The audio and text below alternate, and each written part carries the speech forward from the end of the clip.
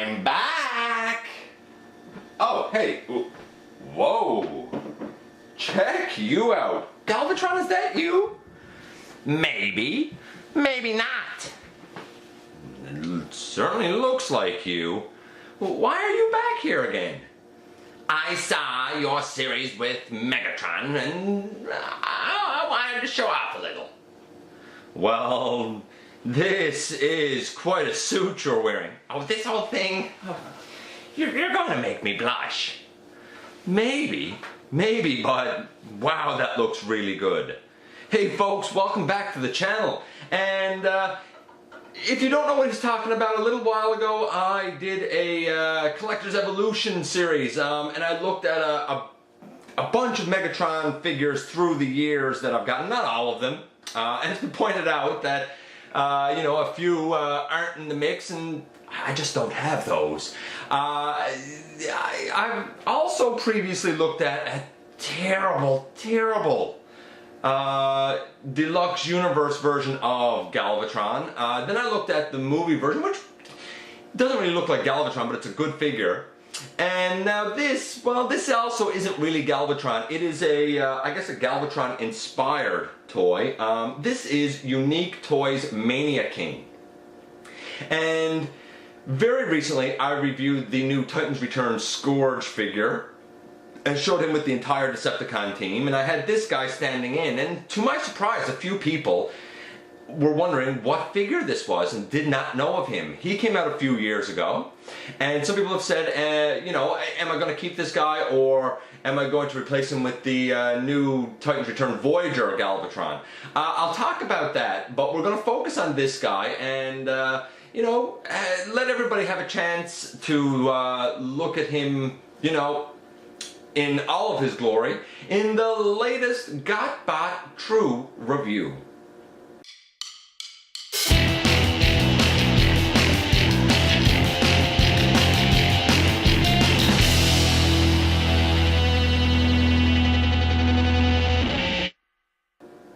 Okay folks, welcome back to the channel. I'm your host, Dennis Moulton, aka GotBot, and please by all means check me out everywhere. Check out Machinery Man and the Everything Factor. You know, any support that you guys give is always appreciated. You know that by now.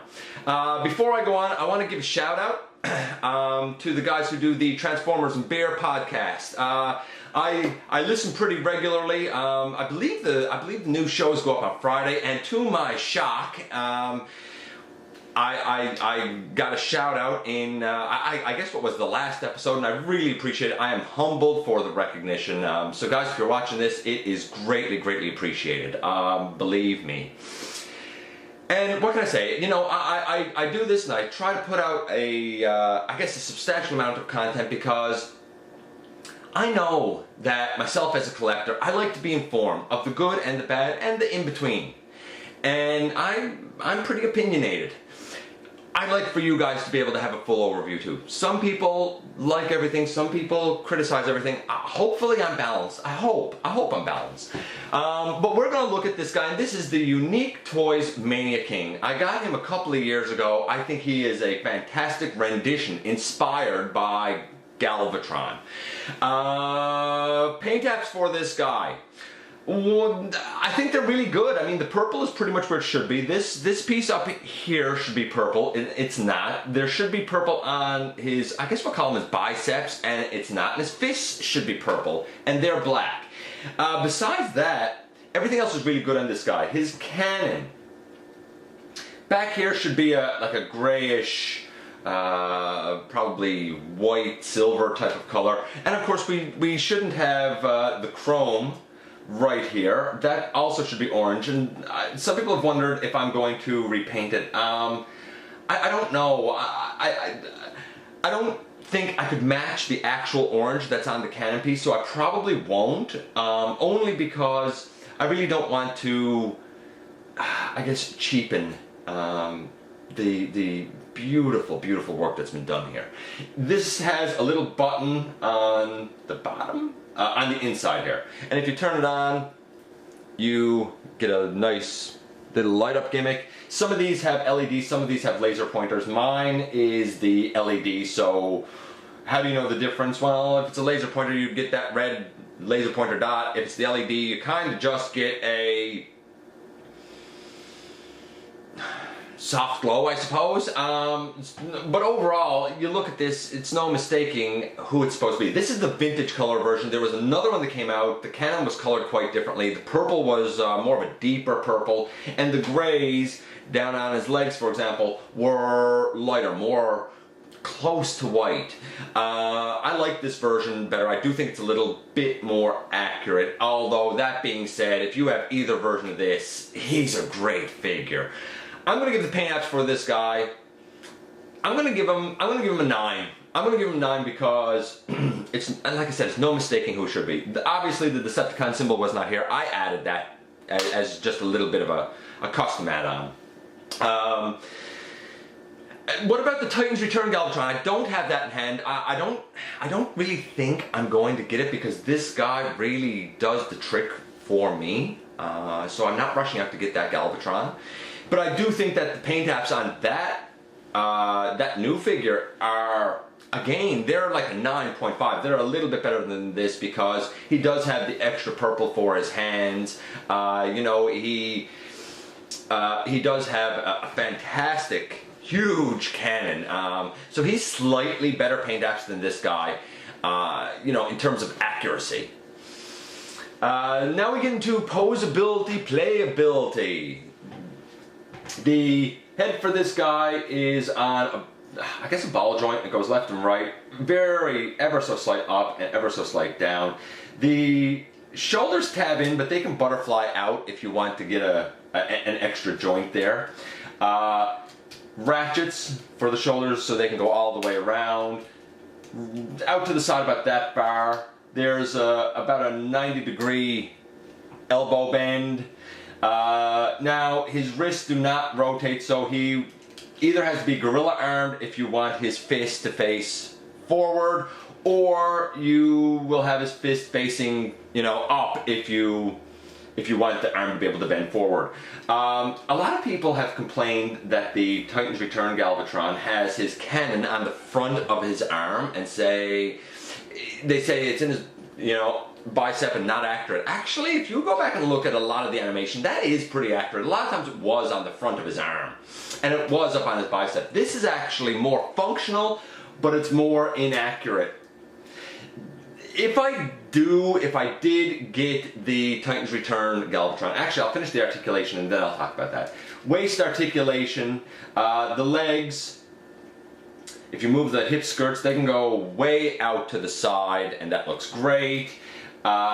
If you move the front hip skirt up, they can go way out to the front, and there's a bend of just under 90 degrees at the knee, but it's pretty functional. The kneecap, by the way, on this guy moves, so I think that's pretty cool. There's ankle tilt. The heel spur can go, you know, forward and back. The toe can kind of go forward and back a little bit. His leg can't really go back because of the back piece, but that doesn't really bother me. Now, I think his articulation overall is pretty good. Oh, there's a thigh swivel as well. There's obviously a swivel at the bicep. Outside of the wrist, this guy pretty much has everything you could want. I'm going to give his articulation, I'm going to give it a 9.5, to be honest with you. I think it's really good. Really, really good. The Titans Return Galvatron, if I was to have him, if I get him, very first thing, right off the bat, I need to do the mod for the head where you basically cut off the mask piece that flips into his chest and you glue it to the Titan Master. Now my understanding is you can do that and the whole head will flip into the chest. I could live with that. I think that would be pretty good because it takes away the whole Titan Master gimmick, which I think the gimmick is cool, but I just don't think it fits for Galvatron. Plus, if you don't do the mod, the head can turn, but the face mask cannot. I would like for the whole thing to be able to, you know, rotate left and right. So I would definitely do that. I would probably, and again, if I get him, I will probably drill a small hole in the side of his arm to put the cannon on, Or you can always do the other route and get the Shapeways add-on piece to put it on the side of his arm. So there are options there. Again, he's pretty great. I don't think he has wrist articulation either. So because the cannon in front does limit the elbow bend, you know, without any modification, because, you know, the head is kind of in a fixed position without any modification, and because the wrists do not swivel, I'm going to give the Titan's Return Galvatron, at least right now not having him in hand, just based on what I know, I'm going to give him an articulation score of about 8.5. So this guy has paint of 9, he has articulation of 9.5. That one has, you know, paint of 9.5 and articulation of about 8.5. So right now both of these guys are really scoring at about a 9. They're both great representations. Now we're going to get into the transformation for this guy, and I'm going to try and do this in one take, and oh boy am I nervous about this, because there's a lot that goes on here. There is a lot that goes on here. This is the way he comes in a package. If you know me at all, you know I like to do transformations the way they come in a package. If you're encountering this guy for the first time, you're going to want to know how to change him, and I'm going to tell you now that the instructions, they're nothing to get excited about. They are nothing great. So, we begin by taking off his arm cannon, and you know, anybody who complains about parts forming, we always take the cannon off of either Megatron or Galvatron. That's just kind of par for the course. When you take this off, you also take it apart. So now it's in 2 pieces. And you'll see later why this isn't painted completely gray. It's because of where it goes in his alt mode. I'll also point out now that there's a tab up here on the cannon and a tab over right here. We'll use that later, but for now we're going to lay those pieces aside. Oh, I guess before I actually change him, because I think it's useful for this guy, here he is with my custom evasion mode Optimus, and I think those guys scale pretty fantastic, to be honest with you. Here he is with the Classics Hot Rod. Not a great scale there. This was a small deluxe. He's going to be updated shortly. I'm hoping that that'll be a larger deluxe and scale a bit better here. He would also scale well with the Masterpiece, the recent Masterpiece, MP28 I believe it is, because that's about a Voyager scale. But the aesthetic is going to be off there, because I feel like this is more of a Chug aesthetic than a Masterpiece aesthetic. I will compare him, since I mentioned, and since he mentioned, my Megatron series. Here he is with Hegemon, a third-party Megatron-inspired figure. Hegemon's ever so slightly larger, and I guess just to see, in case you haven't seen my Titan's Return Scourge video, here he is with Cyclonus and Cyclonus's Armada over there. Here he is with my custom Titan's Return Scourge, along with, because we might as well, since we've come this far, we'll put a sweep, if he wants to stand for me. We'll put a sweep right there, and we will put a sweep over there. I think that looks great. They all fit, but they all look a little bit like their own bots. I think that looks really good personally. I mean, everybody's entitled to their taste, and maybe you don't like that. That's up to you. But for me, it certainly works, and I think that it looks cool on the shelf. Okay, so I took off his cannon. And that's where we begin, with the cannon kind of in pieces. We're going to try and kind of set ourselves up as best as we can here. We're going to begin, and honestly, I'm going to level with you. I did this review already, and I didn't like the way it turned out. I didn't think it was clear enough. to show certain key points with this guy. So I'm redoing it because I want to give you guys hopefully the quality of being able to show some of the really pertinent stuff with this. We're going to begin with his forearms, oddly. Now his forearms are in two pieces. There's a front piece right here and a back piece right here. And on the front piece, there's a little tab on each side that goes into the back piece, and that's what secures it in place. But you want to split the forearms for transformation. So we're going to just do that now, and I'm going to tell you it's not the easiest thing to kind of get your finger in here to do it, because it does tab in quite securely. But you kind of open it up so it looks, let me put it forward like that. You open it up so it kind of looks like this. Okay? And then you take the hand and you flip that inside, and basically what's going to happen is the arm is on kind of a couple of hinges, so you kind of accordion it up so that the forearm hits the shoulder, and then this piece, this inner forearm piece, will just flip in for now. It will go, tighten later. We're going to do the same on the other side and kind of get the arms done. We split it, we bring that up, we fold in the fist, we accordion the arm up, and we sort of fold that in. And we sort of do that. That's how his arms look now. We're going to unpeg the arms from the side of the body, and we can't do much with it now.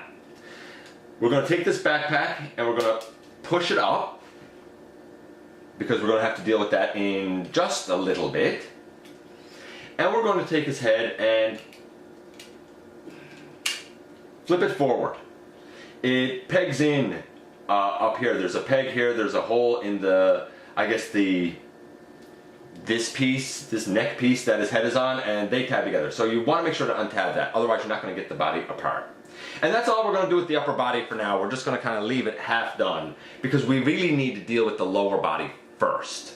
But those are a couple of things that you can do right off the bat to try and make life a little easier for yourself later on. Flip up these hip skirts to get them out of the way. It'll just make life easier. Take the front hip skirt and angle it out. It's on kind of a double hinge here and way back here. And you can sort of bring it up and just flip it up like that for now. That's all. Now we'll deal with those legs. Take the heel and put it into the foot, the heel into the foot. Then you want to take the full foot and bring it back and spin it around. Take the full foot and bring it back and spin it around. There. So now his feet are facing backwards and he has no heel. Okay? Now you want to take the legs and you split them and you split them. Yeah, how can I explain this? These two legs are basically going to end up pegging into each other. And this is probably one of the most challenging parts of this transformation, one of them. When you turn them, because you do need to turn them like this so that they're side on, and then split it basically as much as you can. But when you turn them, hold on to the kneecaps so that you just turn the lower cylinder, because the kneecaps, if they face each other, you're not going to get the legs to close. The kneecaps need to be facing forward, and a lot of people just turn the whole knee and turn the kneecap and wonder why won't his legs tab together? Why won't they close? Because there's not enough room then. Next, you pull out the leg, and there's a little, I don't even know if you can see it, probably not, but there's a little peg in here that's in a hole, and you just pull it out. I wondered if that was going to be flimsy and break, but no, it's a pretty big peg. It's very solid. I've had this guy a couple of years and no issues. Once you pull it out, now you have the freedom to bring this leg right up around, and you peg it back in. You do the same on the other side, where you pull it out, you flip it all the way up around, and you peg it back in. And now he looks like this. Kind of a mess, right? Okay, this is where things get challenging, because what you are going to need to do is, there are pegs on the cylinders, or holes on the cylinders here and here. That's going to sandwich around the two pegs I showed you earlier on the Canon. And then you need to bring the leg pieces together to snap in using these little tiny black strips. They each have a hole and a peg, and sometimes that goes together really easily, and sometimes that's a big pain. Let's see how it goes today. I just want to make sure that I have things as proper as I can here. This may be challenging to do on the camera, folks. We will see. Peg it in there, and peg it in. Are you gonna do it for me? There you go, just like that. You just sandwich it in like that. Now you need to bring the top pieces together to peg in, and the bottom pieces together to peg in. It's a little daunting. I would suggest that you hold on to his legs this way with your thumb here and your finger here, because if you don't, as you're pegging them together, this piece will probably fall out, and you do not want that. You kind of need to really be able to see this, so I may need to take this off camera just for a second, just to make sure that I have it pegged in properly. It's going to basically look like that. Just give me a second to make sure that I have this pegged in properly, but it's basically going to look like this without this little gap here. Just bear with me for a moment or two. The bottom is tabbed in, and the top is tabbed in. There you go. Just like that. Okay? Now, you want to take this whole piece and you flip it up. You flip it all the way up. And that hip skirt, you know, goes on top there. Now, that being said, it's important to note at this point, because a lot of people get confused with this too, but it's really worth noting that in the end, he's going to be upside down like this, basically. Now that we have all of that done, now we can go back to the upper body that we kind of started earlier and didn't quite finish. These little hip skirt pieces, we can sort of bring those down again slightly, because now we're going to bring out his shoulder pieces. We're also going to bring out his back. And now his whole kind of body mass is pulled apart.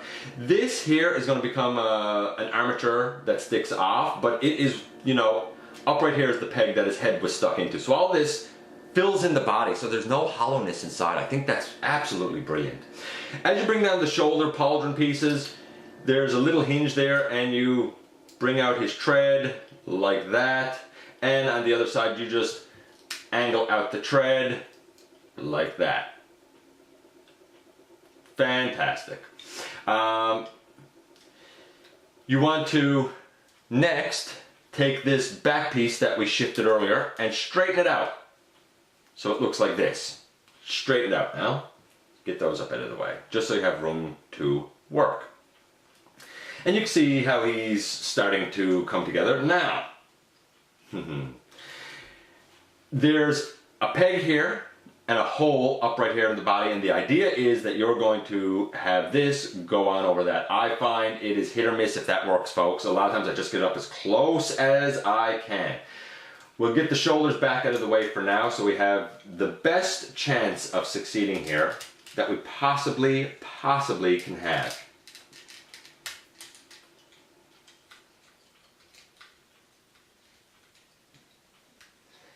And that does not want to go on over for me.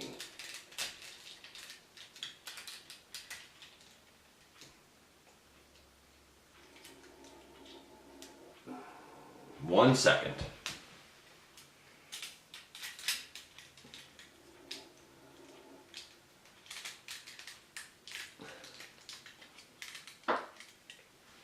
In the end, it's basically like this. It's something like that. I don't even know if that's quite right, but it's something like that because, again, it's so difficult to try and get the you know, that one tab to go in. It is definitely the largest weakness of the transformation, trying to tab those pieces together. This piece here flips up and you get him sort of looking like this.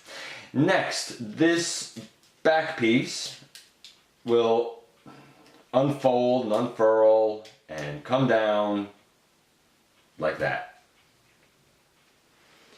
And you can see how this guy's coming together.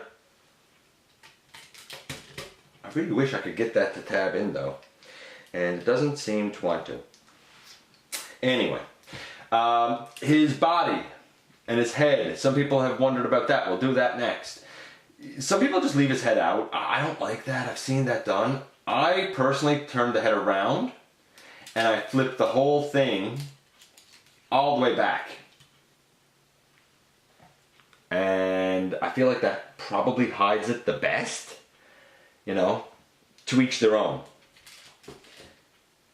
Next, we come to the back, and there's a space in the back here. And you can probably see that there's a hole on the top and a hole on the bottom on the left side, and same on the right side. These black squares that his shoulders are connected to are going to tab in there, and then the inner forearm pieces that we folded back will tab into each other. So we'll turn those.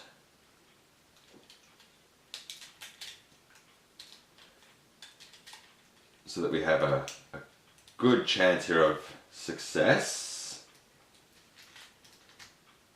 And you're going to want to make sure that the shoulder is angled back, you know, as much as you can possibly get it. And then you bring all of that together. Or should be able to bring all of that together.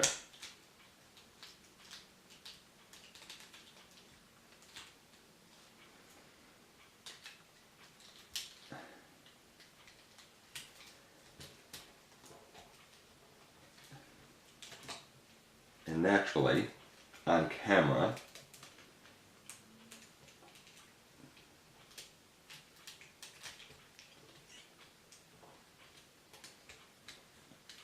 these pieces now don't want to work with me.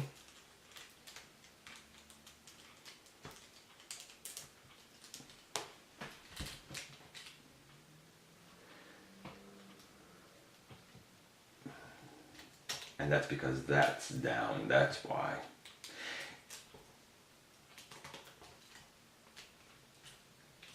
The transformation's not bad, it's just very, very precise.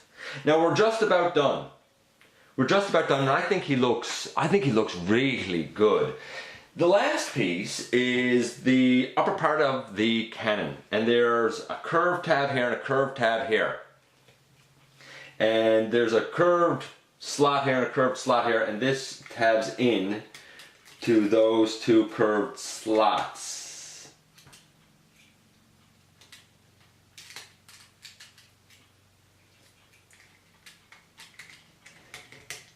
Just like that.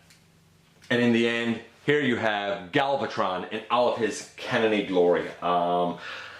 I love that he actually has treads. They don't move, unfortunately. There's no wheels on them, but at least it's reminiscent of the fact that he could move when he was in this mode. Some people have complained that he doesn't have the gun mode. Well, I guess if you put this down as a handle and you sort of, you know, I guess hold on to it kind of like this. I mean, you can fake it till you make it sort of thing. But, I mean, come on. That looks pretty impressive. That's a pretty great rendition of Galvatron. Transformation for this guy. If you like a challenging transformation, this guy's gonna be a 10 because he has a lot going on. If you don't like a challenging transformation, this guy is not gonna be for you.